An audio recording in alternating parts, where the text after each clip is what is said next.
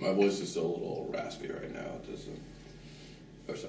Hello and welcome to Android Weekly. This is RICKY, the Android guy, with more of a news anchor voice than regular. Sorry for the late entry. Unfortunately, my voice was a little bad these past couple days. I was talking like this. Let's go right into the news. We have a lot of articles and not enough time. Windows RT tablets are failing their targets, and will Microsoft drop price soon? That has been a big talk because Windows has estimated it's selling less than 1 million, or just about 1 million units thus far. Will they be dropping price? Allegedly, Microsoft is supposedly thinking about it, but nothing concrete yet. So it's still a little more than a rumor at this point. One bad part about that is that Windows Surface RT tablets have a high return rate.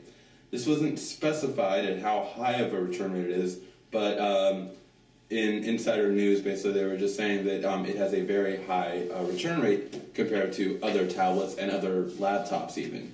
So it's a very high return rate, not just a regular high return rate. So and this is actually from CNET. So it's a really interesting development that Surface hasn't been doing that well. And I think it's because the RT, they need to develop more apps. That's their main downside, is the apps is really what's hurting them. I love Internet Explorer on there.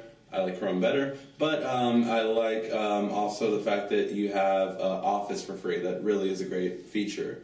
That, again, I've said since the beginning, they need to advertise that and stop with the whole clicking thing. All right. BlackBerry 10, guys, the thing we've all been waiting for, the thing that's going to revolutionize everything. No, it's not. BlackBerry 10 has two phones. The big one on campus is the Z10, even though it's spelled out Z10, but it's called Z10.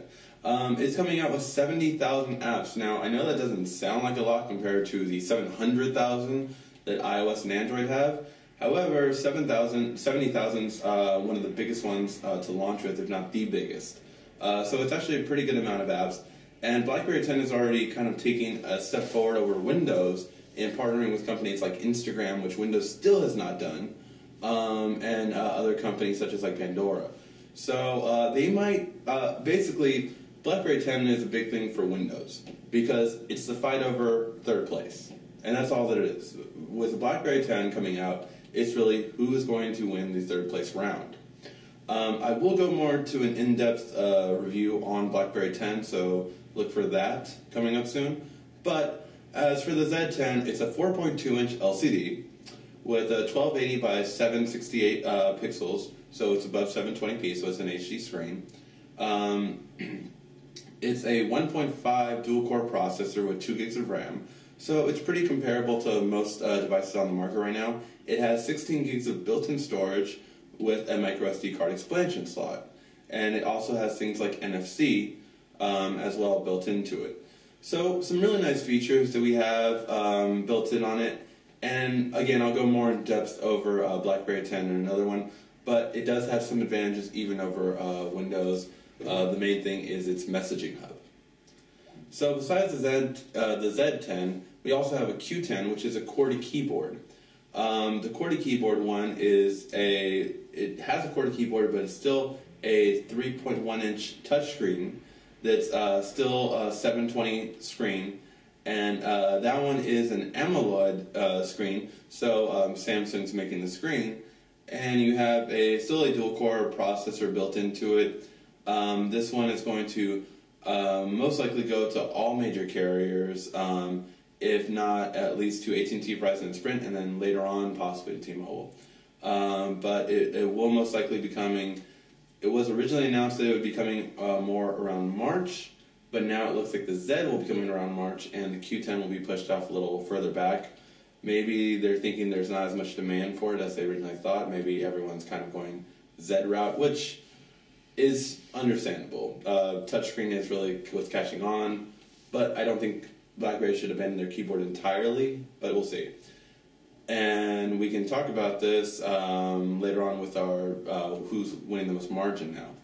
But on the tablet margin, guys, Apple has dropped below the 50% market share amount now.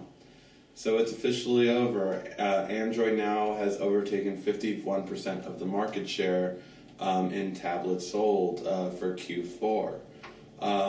So for Q4 in 2012, Apple got 43% of the market share, where Samsung took 15%, Amazon took 11.6%, Asus took 5.8%, and Barnes & Noble took 1.9%. The others were just basically divided because they didn't have as much, and they were just kind of bunched up together. So the others were 22.1%. So basically, it's really come a long way, but Android has now finally taken over in terms of market share. So kudos to Android. It took them 2 years before they did it, and really impressive that it's finally come to it. And more so that Apple lost ground, even though with their iPad mini, despite it didn't do as well, and it really only hurt Apple in the end by cutting their profit margin in half, which is why they reported a earnings cut in profit compared to past times. Oops. Tablet kind of froze there.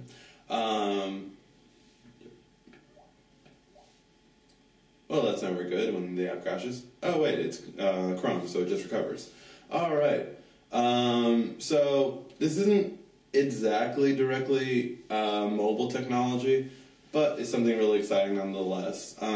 Sony's new PlayStation will be announced on February 20th.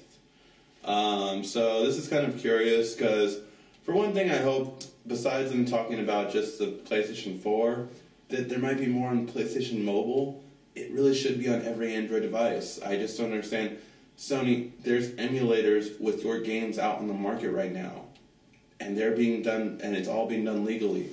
So why not try to capitalize on the fan favoritism that's out there and do it? Especially since now there's slowly coming out PS2 emulators, which, if you don't capitalize on that, then you're just going to be missing out, Sony.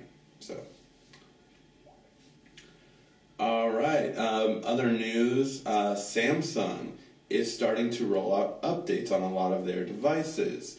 So this is really good because it's always good to see companies having a plan this far out that updates a lot of their devices, which we don't always see from Android, and Samsung is really still taking a step to do this. So Samsung is basically updating all their devices, even as far back as the 7.0 Plus to Jelly Bean, the original Note, the S2, the S Advanced, and the Ace 2. So all of those will be getting Jelly Bean. Dates are specified. Basically, they come from as early as January and as late as March. So all of those will be getting Jelly Bean. So that's a really nice feature that we will be seeing on all of those coming out. So it's really nice that we'll have all those. Now this is the international versions, but we should see those in the US variant, so of the Note and the S2. Unfortunately, after that point, it's due to the carrier. So for the Note, it would be up to AT&T, and for the S2, it would be up to AT&T, T-Mobile, and Sprint. So hopefully we'll see. Sprint is generally the quickest when it comes to updates, so I expect theirs to be done first. But we'll see. Alright, and what new tablets are coming out? Well, at our last one, we saw that Asus was coming out with their 7-inch MeMo, but now we have leaks of the 10-inch MeMo Pad 10. Now, the real odd thing is the pricing, because we really don't know that yet. We're expected to find out more about this device at MWC, which will be at the end of this month. And basically, it looks kind of similar to most of Asus's devices in terms of how they were trending towards the end. It looks like a smoother backing on the back now. It does look like they finally have stereo speakers that are not in the same grill that I always got into conflicts with most of my viewers about, because they were like, it's stereo speakers. I'm like, yes, but it comes out of one side, which makes it a mono sound. So, but they have corrected that. It still looks like it's going to be a Tegra 3, which leads me to believe this will be more of their entry-level one, like their $299 or 349 model. It will have Jelly Bean off the bat. It will be a a 720 screen, so 1280 by 800 pixels, 16 gigs built-in storage, micro SD card, and both cameras, of course. It also have a micro USB and a micro HDMI connection. But nothing else too much besides that, except for the RAM, which will be 1 gig. So we'll see how this one is. It so far has been seen in white and in blue, and we'll see what other colors will come out. So if you saw our CES coverage, you have seen that the Huawei Ascend Mate, the 6.1-inch phablet that truly lives up to the name, phablet, is now available for pre-order for $575. So if you want to shell out the cash to get an HSPA Plus model, that is available for you now. And is available at, I can't even pronounce the channel's name, but you can just put in Huawei Ascend Mate pre-order and it'll come up right away. It's the only one that's doing it to the US right now. So if you did want to get that in the US, feel free, and you will have a phablet in its truest name. So there was one really exciting news that kind of wasn't as exciting once we actually saw how it worked, and that was an app called Wine. Wine was designed to run Windows apps on Google's OS. So we can actually run Windows on Google. Now this is not like a remote accessing, it's more of kind of like an emulator like we've seen on OnLive Desktop. It was a cool concept, but all of the beta testers have complained that it was just too slow to even use.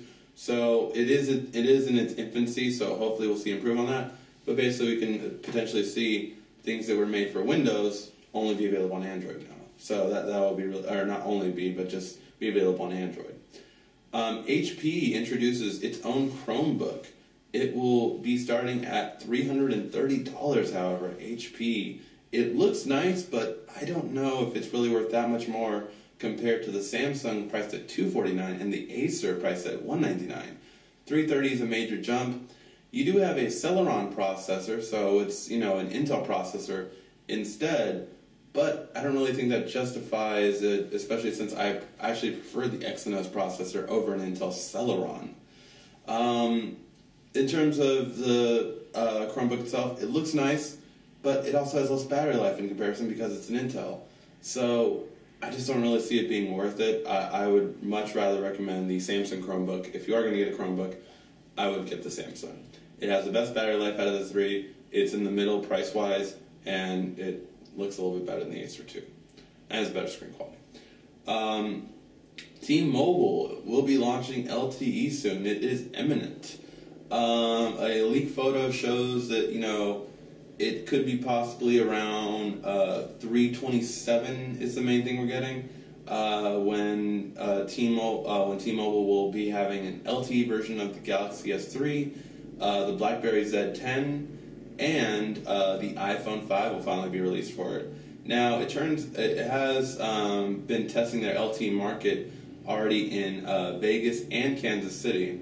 We're not sure if T-Mobile will continue their faster HSPA Plus expansion in the US at the same time, or will they just kind of switch to LTE and put all their eggs in that basket?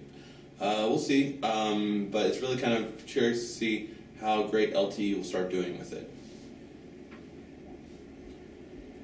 Alright, I'm not sure how to pronounce this correctly, but as I've told you guys a little bit further back, the Ouya, I'm not sure if the Ouya, it's spelled O-U-Y-A. It's the Android gaming console that we've heard so much about.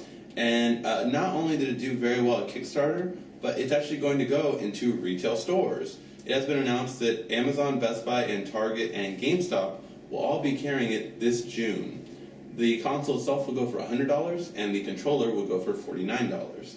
So this is really exciting news. Unfortunately, the early backers, which I was not a part of, sorry for that, guys, are getting it in April, whereas the stores will be getting it in June. So we will see a lot of reviews on it. I will review it, of course, on the channel, but it doesn't look like I might be able to get it till June.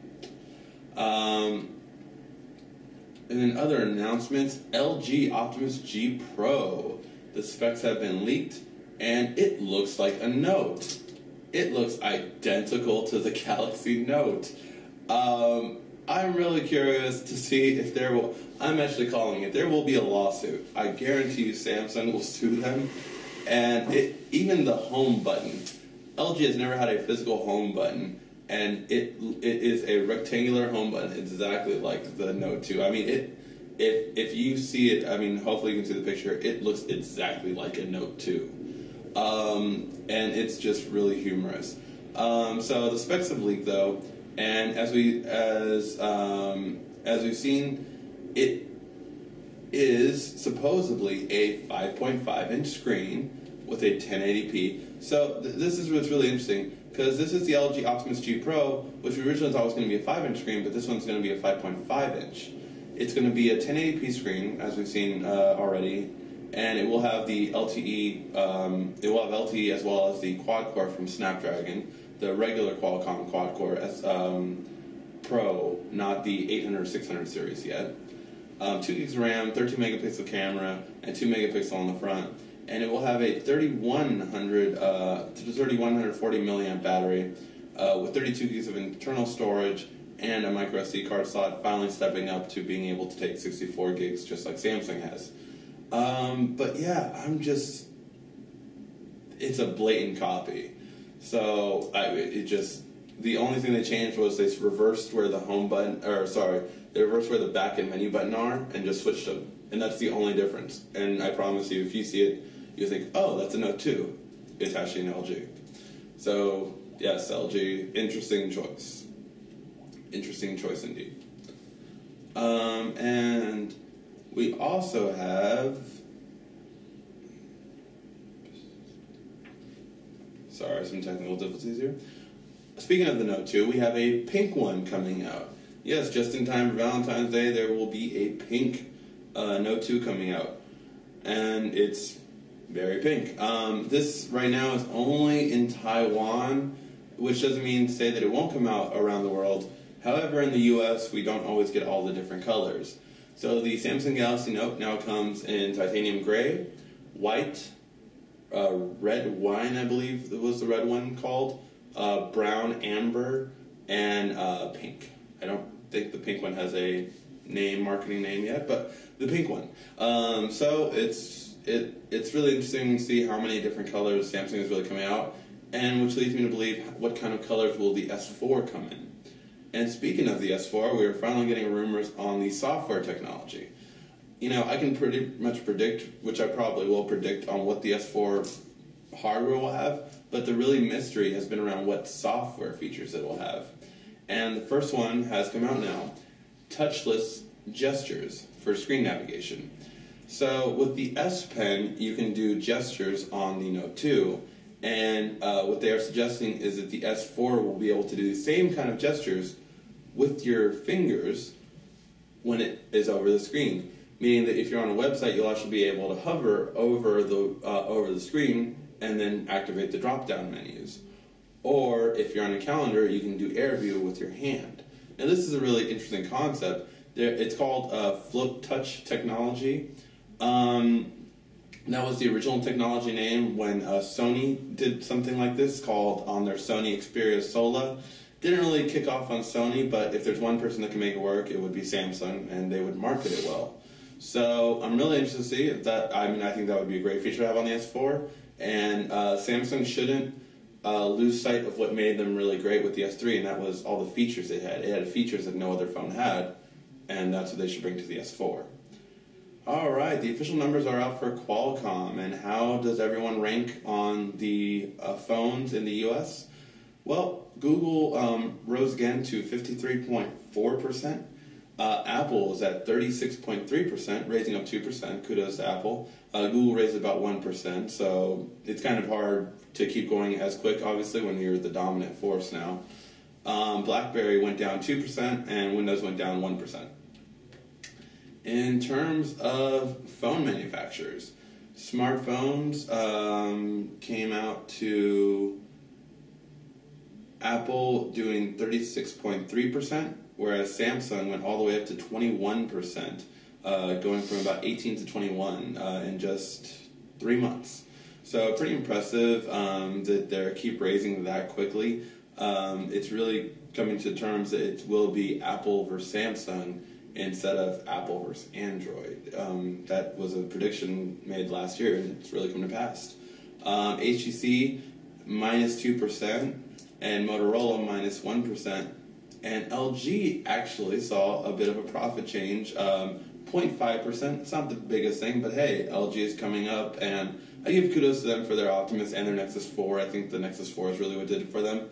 I think they would have done a lot better if they could mass produce, but hopefully LG will get the money to be able to do that better. Alright guys, and that was the articles for this week. Hope you enjoyed them all. And which device are you most looking forward to in 2013? I would easily say I'm looking most forward to the S4, but which one are you guys looking forward to? I'm really curious. Is it the HTC M7? Is it the BlackBerry 10? Just kidding, no. Or any other phone? Which one is your favorite that you're looking forward to? Thank you for watching. This has been RCKY, the Android Guy.